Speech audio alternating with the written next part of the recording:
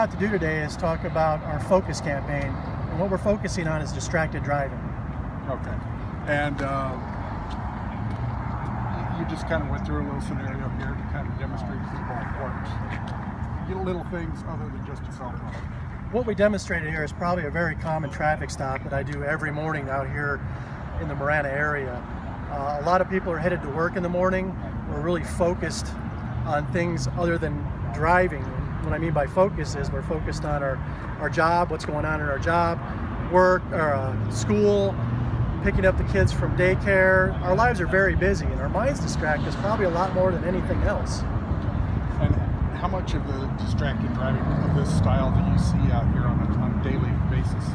I would say probably 4 out of 5 traffic stops I make in the morning are the drivers are somewhat distracted by just their lives, their busy lives. And it's just things they're needing to do or things they forgot for the day? Well, we tend to get behind the wheel, and a lot of the drivers, as we're headed to work, we head to work the same route every day.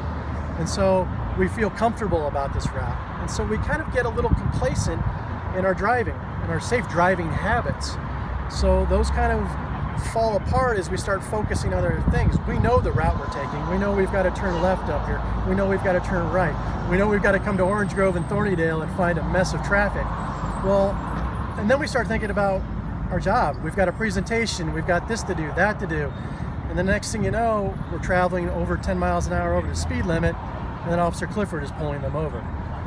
And hopefully I can break that cycle. Hopefully by me being out here, people seeing me, that's what we're trying to do. We're trying to get people to focus on not driving distracted and focus on safe driving habits, safe driving behaviors. That goes back to checking our speed, checking our mirrors, paying attention to how far apart the car is in front of us, and then driving courteously to one another. If someone pulls in front of you, give yourself that space again. Make sure that what we're trying to do is avoid, to prevent collisions, to focus on that driving, to prevent collisions. So it's more than just put down the cell phone. No, this campaign is more than just putting the cell phone down. Certainly, those distract us. We see it as people are sitting in traffic and they grab their cell phones and they get on them and they're paying attention to their cell phones and not paying attention to the lights changing. Or they're driving down the road with their cell phone in their hand trying to read a message. We take our eyes off the road because of that. That becomes extremely dangerous. And then we've got to react to something that happens in front of us. Put those away. Put them in the glove box. Put them somewhere else. Mount them. Do something with them. Then when we get behind the wheel, prepare to drive. Focus on driving. Remember, as we're going down the road, we traveled every day. Try to remember to check our speed, check our mirrors. And think about this. If it takes you 30 minutes to get to work on a normal day in heavy traffic and we're running late, it's probably still going to take you about 30 minutes.